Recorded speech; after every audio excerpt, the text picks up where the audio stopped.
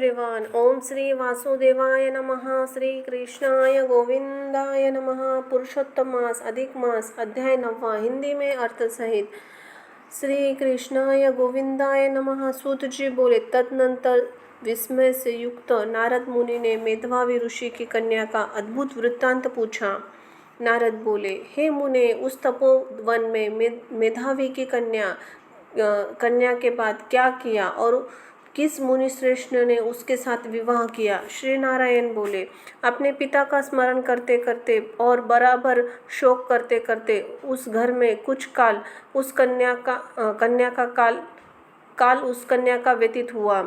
सिंह से भक्ति हरणी की तरह घबराई हुई सुने घर में रहने वाली दुख रूप अग्नि से उठी भाप द्वारा बहते हुए अश्रु नेत्र वाली, जलते हुए हृदय कमल वाली, दुख से प्रतिक्षण गर्म श्वास लेने वाली, अति दीना घिरी हुई सर्पिनी की तरह अपने घर में सरुद्ध अपने दुख को सोचती और दुख से मुक्त होने के उपाय को न देखती हुई, उस क्रूशादरी को उसके शुभ भविष्य की प्रेरणा सांत्वना देने के लिए उस वन में अपनी इच्छा से पर क्रोधी जिनको देखने से ही इंद्र भयभीत होते हैं, ऐसे जटा से व्याप्त साक्षात शंकर के समान भगवान दुर्वासा ऋषि आए।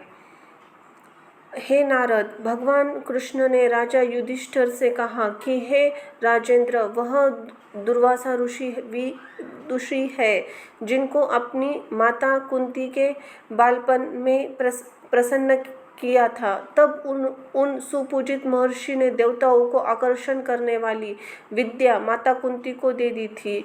और हे भूपाल, एक बार रुक्मिणी के साथ जाते समय मैंने उसे रथ में उठा लिया था। मार्ग में दोनों को प्यास ने सताया। रुक्मिणी ने अपने सूखे अधरों और तालू को दिखाकर मुझे जल लाने को कहा।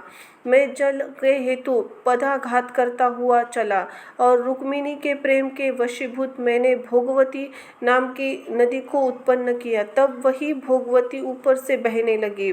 अंतनंतर उसी जल से रुक्मिणी की प्यास को मैंने बुझाया। इस प्रकार रुक्मिणी की प्यास का बुझना देख उसी क्षण अग्नि की तरह ऋषि दुर्वासा क्रोध से जलने लगे और प्रलय और अग्नि के समान उठकर दुर्वासा ऋषि ने मुझे शाप दिया और बोले, बड़ा आश्चर्य है हे श्री कृष्ण रुक्मिणी, तुमको सदा ही अत्यंत प्रिय है।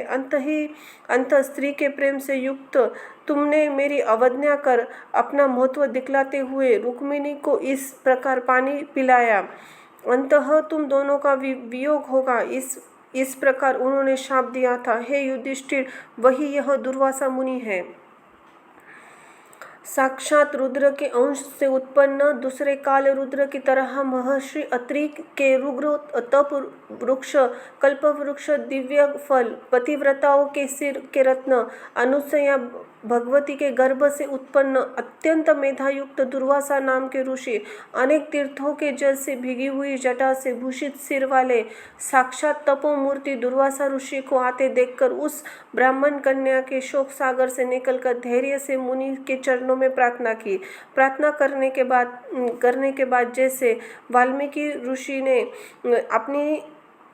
वाल्मीकि ऋषि को जानकी ने अपने आश्रम में लाई थी, वैसे ही वह कन्या भी ऋषि दुर्वासा को अपने घर में लाकर अर्धपाद्य और विविध प्रकार के जंगली फलों और पुष्पों से आतिथ्य करके वह कन्या का विनय करते हुए बोली, हे महाभाग, हे अत्रि कुल के सूर्य, आपको प्रणाम है। हे साधो, मुझ अभाग्य के घर में आज आपका शुभ आगमन कैसे हुआ? हे मुने, आपके आगमन से मेरा भाग्योदय हुआ है अथवा मेरे पिता के पुण्य के प्रभाव से प्रेरित आप मुझे सांत्वना देने के लिए ही मुनि सत्तम आए हैं। आप जैसे महात्माओं के पाँव की धूल जो वह तीर्थ रूप है, उस धूल को स्पर्श करने वाली मैं अपना जन्म किस प्रकार सफल कर सकूं? आज मेरे सभी व्रत सफल हुए, आप जैसे पुण्य आत्माओं के दर्शन हुए, अंत ही मेरा आज उत्पन्न हुआ और मेरे सभी पुण्य फल सफल हुए। ऐसा कहकर कन्या दुर्वासा के सामने चुपचाप खड़ी हुई। तब भगवान शंकर के अंश से उत्पन्न हुए दुर्वासा मुनि मंद अतिष्ठ संतुष्ट होकर प्रसन्न मन से बोले, हे पुत्री, तू बड़ी अच्छी है, तूने अपने पिता को कुल के तार दिया। यह मेधावी ऋषि का तप का फल है जो तेरे जैसी कन्या उत्पन्न हुई। तेरे धर्म तत्परता जान कैलाश से मैं यहाँ आया हूँ और तेरे घर आकर तेरे द्वारा मेरा पूजन हुआ। हे वरारोह, मैं शीघ्र ही बद्रिकाश्रम में मुनीश्वर सनातन नारायण देव के दर्शन के लिए जाऊंगा, जो प्राणियों के हित के लिए अत्यंत उग्र तप कर रहे हैं। महर्षि दुर्वासा को संतुष्ट एवं प्रसन्न देखकर ब्राह्मण कन्या बोली, हे ऋषिराज, आपके दर्शन पाकर मेरा शोक समुद्र सूख गया। अब इसके बाद मेरा भविष्य उज्ज्वल है, क्योंकि आपने मुझे सांत्वना दी।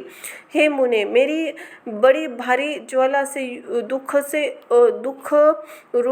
दुख अग्नि को क्या आप नहीं जानते हैं? हे दया सिंधु, हे शंकर, उस दुखाग्नि को शांत कीजिए। मेरे विचार से हर्ष का कोई कारण मुझे दिखलाई नहीं देता। न मेरी माता है, न पिता है, न ही मेरा भाई है जो मुझे धैर्य प्रदान करते। अंततः दुख के समुद्र में पीड़ित मैं जीवित कैसे रह सकती हूँ? जिस दशा में रहती हूँ वह दशा मुझे शून्य प्रतीत होती है। इसलिए हे तपोधने, मेरा दुख का निस्तार कर आप शीघ्र करें।